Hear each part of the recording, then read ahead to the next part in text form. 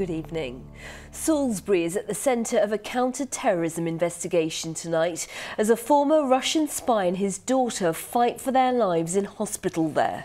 Sergei Skripal and his daughter Yulia were found slumped on a bench in the city on Sunday, having been exposed to what's being described as an unknown substance. Today we heard members of the emergency services who tended to them have also been checked over. This case has caused much speculation that Russia could be involved, but they have denied any involvement. Well, in a moment we shall be speaking to our reporter David Wood at the Foreign Office in London to get some government reaction to this story. But first let's cross live to Kerry Swain in Salisbury for us this evening. And Kerry, first of all, what's the latest on the condition of Sergei Skripal and his daughter Yulia? Well, Fred, 66-year-old Sergei Skripal and his 33-year-old daughter Yulia remain critically ill in intensive care at Salisbury District Hospital. A policeman is also still in hospital. Scientists at the military research facility at nearby Porton Down are studying the unknown substance that's thought to have made them ill. I'm by the park where the couple were found unconscious on a bench. The area is still sealed off while a major operation continues to find out what happened. In the heart of this English cathedral city, a Russian film crew. Dozens of reporters and photographers from all over the world telling this disturbing story from behind a police cordon. I've seen journalists from France and as far as Canada. A yellow and white tent covers the bench in a park where Sergei Skripal and his daughter Yulia were found collapsed, initially mistaken by passers-by as homeless people, drunk or on drugs. He was slumped sort of like this, and she was slumped into his chest, leaning on him. I don't know, they looked like they'd been there a little while, just the way that their bags were down and they were both slumped on each other. Police are examining these CCTV pictures of a couple walking close to the bench less than 30 minutes before the former Russian spy and his daughter were discovered critically ill. The cause of their sudden collapse still not known. A pizza restaurant was closed by police late last night as forensic teams moved in. The restaurant has remained closed all day, along with a nearby pub and several shops. This has been a fast-paced investigation, and our focus has been on trying to establish what has caused these people to become critically ill and whether or not criminal activity has taken place. People in Salisbury stunned by what to some seems like a movie plot. It could happen anywhere. The fact it happened in Salisbury, it's just one of those things. It's not what you expect from Sleepy Salisbury, but you know. Not too sure what to make of it at the moment, to be quite honest. Something that doesn't usually happen around here. There's a lucky horseshoe on the door of Sergei Skripal's house in a quiet street in Salisbury. Police are standing guard. Neighbours have posted notices on their doors asking reporters to keep away. Yulia Skripal is thought to have been visiting her father from Russia. A cleaner here has described Sergei Skripal as a friendly, kind-hearted man. I met a former supermarket worker today who used to serve him. She too said he was a lovely man. A former Russian spy who'd come to call Salisbury home. A full multi-agency response has been activated involving, among others, the NHS, Public Health England and local authorities. The Metropolitan Police has confirmed that due to the unusual circumstances, the counter-terrorism network will be leading the investigation, but they stress that at this stage they have not declared this as a terrorist incident and say they are keeping an open mind as to what happened. Kerry Swain in Salisbury, thank you. Well, we know Sergei Skripal was a former Russian spy, but what else do we know about his past and how he came to be living in a quiet corner of Wiltshire? 66-year-old Sergei Skripal had served in the Russian army until 1999, where he'd reached the rank of colonel. But in 2004, he was arrested after he was accused of working for MI6 and revealing the identities of Russian spies operating in Europe. In total, he was said to have been paid around £54,000 for the information he'd been supplying since the 1990s. He pleaded guilty and was convicted of treason in 2006 and was jailed for 13 years. But in 2010, Skripal was freed in a spy swap between Russia and the United States at Vienna airport.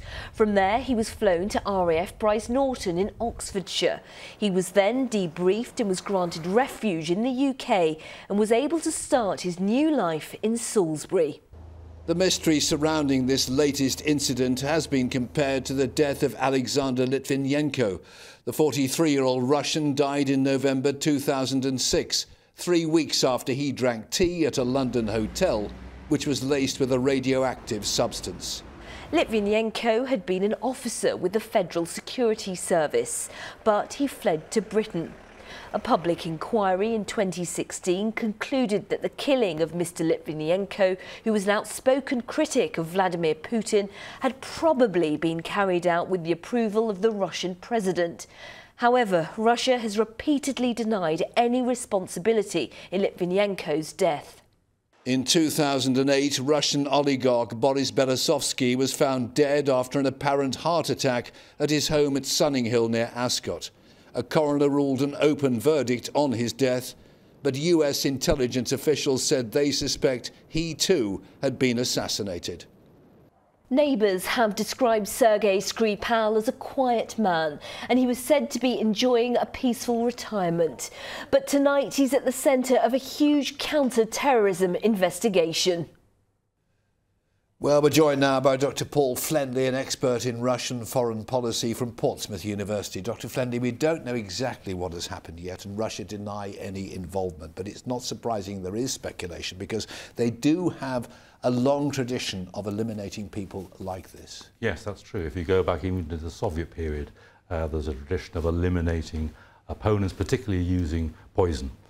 So it's not unusual. They're well trained, they have the techniques and they have the tradition of using this as a technique of getting rid of political opponents. But we have to be careful about saying that it's certain that the FSB and the Kremlin involved, but there is certainly the background. Does this have all the hallmarks of a Russian assassination attempt? Well, yes, in the sense of particularly wanting to pursue security service officials who betrayed the service. The service has a great honour code, it has a commitment, you like to defend the Soviet and now the Russian state. So anybody who turns against it and betrays it is not only betraying Russia, but betraying the security service itself in this kind of honour code commitment. So it would fit in with this kind of tradition, if you like. Now, Skripal was given refuge here, Yes. but nonetheless, would he always have been looking over his shoulder? I think for that reason, the kind of betraying your comrades and the secrets of the Russian security services is something that is a black mark against him. And of course it depends, you know, did he retire completely, or is in some way is he still working or still giving information? So there's still a lot to know about what his background is, really. A shocking story for Salisbury, but does all of this publicity give President Putin more power? Yes, I think that's true. I mean, when you link it with the the American elections, links with the European political parties, there is a tendency for us in the West to assume that everything is being manipulated and controlled from Putin, even if it isn't. So that really boosts the image of Russia as a great power capable of extending its tentacles across the globe, really. So it fits into that, that desire to really boost Russia's position. Very frightening. Dr. Flenley, we'll await developments. Thanks for your time. Thank you. So what are our government saying tonight? Well, let's cross to London. At the Foreign Office is our reporter David Wood. David, lots of talk about this incident where you are today. Sangeeta, Boris Johnson was summoned to the House of Commons this lunchtime, not just to talk about our relationship with Russia in general, but to talk about the investigation in Salisbury. He, though, would not be drawn on whether he and the government believe there was any Russian involvement with this apparent poisoning. But he did stress that if ever that was proven, this country would retaliate. This government will take whatever measures we deem necessary to protect the lives of the people in this country, our values and our freedoms. And though I am not now pointing fingers, I say to governments around the world that no attempt to take innocent life on UK soil will go either unsanctioned or unpunished.